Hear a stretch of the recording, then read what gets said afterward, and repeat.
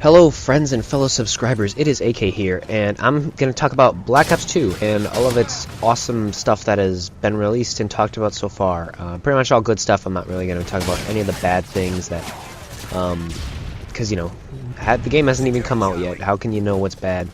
All these people have speculated everything that could possibly happen that could be bad, but I'm not even going to get into that. So, one thing that has changed is there's no specialist and there's no support in this game. I don't know, I consider it a good thing overall. I mean, I'm gonna miss specialist because I use that 24/7 on my shotguns, majority of the time on anything else.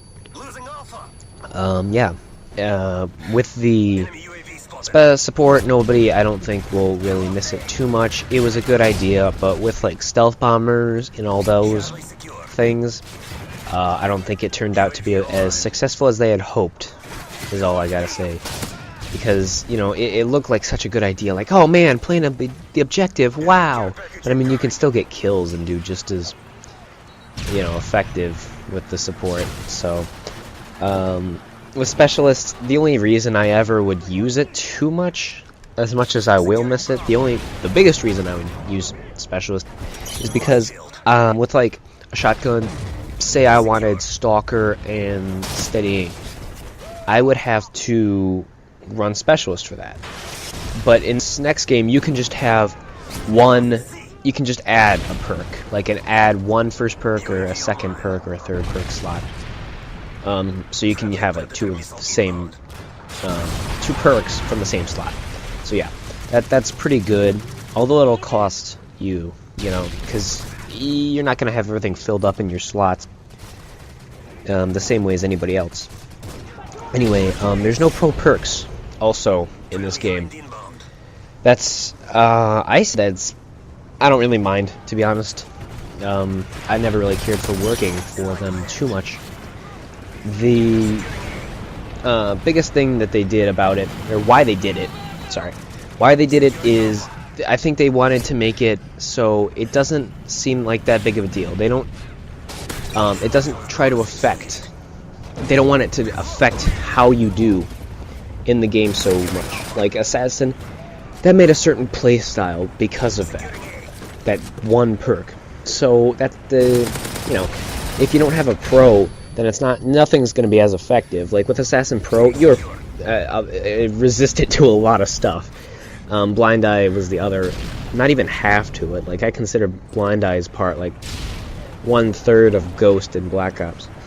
But anyway, and there's also no perks like that affect your gun, like steady aim, sleight of hand, and hardened. Those are the three examples that I can think of right now.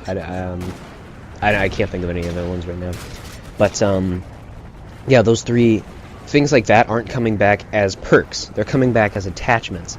So with the attachments, they're going to be like FMJ with in Modern Warfare 2 is what that was from. FMJ was, I would say it's actually pretty big. I used it quite a bit anyway. If I didn't like the sights, I'd use a red dot, but if I did, then I'd use the FMJ or extended if I had it. But that's not the point. Point is, that's returning. You know, I guess they're gonna have fast, like, I don't know, attachment that makes your hands faster so you can reload faster. I don't know too much about it. I just know that they're coming back as perks, which I think they deserve to be perks. Honestly, they seem like they're gonna be better. Or no, not perks. They deserve to be attachments, which, you know, I hope it works. That's all I gotta say about it, really. Weapon balance, I don't know anything about it, about how the weapons are gonna be balanced. I just hope that they are. You know, shotguns in Modern Warfare 3 I considered balanced. Like, I can use shotguns in Black Ops 2, but I found the ones in Modern Warfare 3 to be actually balanced. Like, you would win against an assault rifle person in close range. Not so much in Black Ops, but in Modern Warfare 3. Because, you know, that's what shotguns are used for, of course. So if you lose to an assault rifle at close range when assault rifles are meant for long range, you don't feel like shotguns are very good. if you lose so much. So people never use them. But I would win. I know how to use shotties now. It's like trained in the ways of shoddiness. But yeah, Ghost is one of the biggest things that I had noticed and that they had talked about, and I just loved this. Ghost is no longer a camper's perk, basically.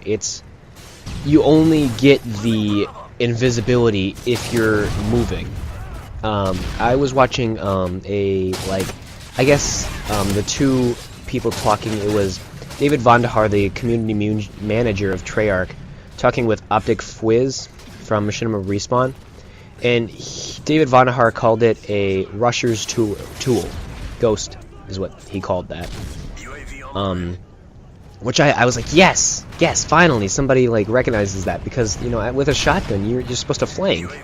So when you're rushing it, you want to flank and such, and you can't do that when there's a constant UAV up. So you got to use assassin. Is pretty much the best way to combat that. So yeah, I mean, I'm really happy. I don't know what's gonna happen with this moving thing though, because it says, like, the perk description right now is like, you'll be invisible to UAV if moving. And what is the definition of moving is what nobody knows right now. It could mean moving back and forth in a corner, which wouldn't fix camping, or you have to be like running all the way across the map to be invisible. Hopefully, hopefully, they will make it very, very good and not so campy. Not too good, but good enough where it's not crap. And it's, by the way, I couldn't, I didn't know where anybody was right now, so I was like camping a little bit there.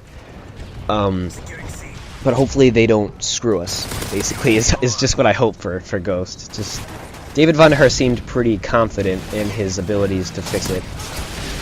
So I'll take his word for it. I mean, gotta. Can't do anything about it anyway. My last thing that I'm going to talk about... Oh, no, I got two things, actually. MOAB swag right now. Just putting that out there. Types of knives. I only know of two right now. That are 100% confirmed, I believe. The regular knife that we've known forever, and the equipped knife. There's a knife that you can equip, and this one's a one-hit, that's for sure. And then the one that we've always known, and I guess some of us loved, not the people who get knifed, is, just one where you push the button and panic knife. Now, I believe that that'll be a two-hit. If it's not, then I don't know how that's supposed to make sense. It's got to be two-hit. That's the only way I can put it. If it's not, then I don't know. I don't know anything about COD. So I'm going to put all my money on the table on that one. Last thing is score streaks. It's a little bit different than how we're used to. It's basically a point streak, but like that assist that I got right there, that will affect my score streak. So that'll actually like add to it. It's kind of like Hardline Pro, how 2 assists will add to a kill. It's kind of like that, except you don't even need Hardline. But it's different because anything affects it. You can get on a point and get points. CTF, if you get a kill while you're holding the flag, you get more points than not holding the flag. So that'll build to your score streak. But once again, it's not like support, so if you die, it still goes down to 0. So the more dangerous things you're doing, the higher the point streak. And I think that that's a great way, because if you're holding the flag and you get like 5 kills, that's like, you get it double the speed that you would get it, at least double the speed that you would get it if you're not holding the flag. And I guess that's a really good way to make people go a little bit more objective. But at the same time, what if somebody just, like, for CTF, for example, what if they just hold the flag? That's all I'm saying. I'm not trying to... that's, like, the one thing I've harped on. I'm not sure how it'll work. But anyway, thank you for listening, and have a good day, my friends and fellow subscribers. See you guys later. Bye.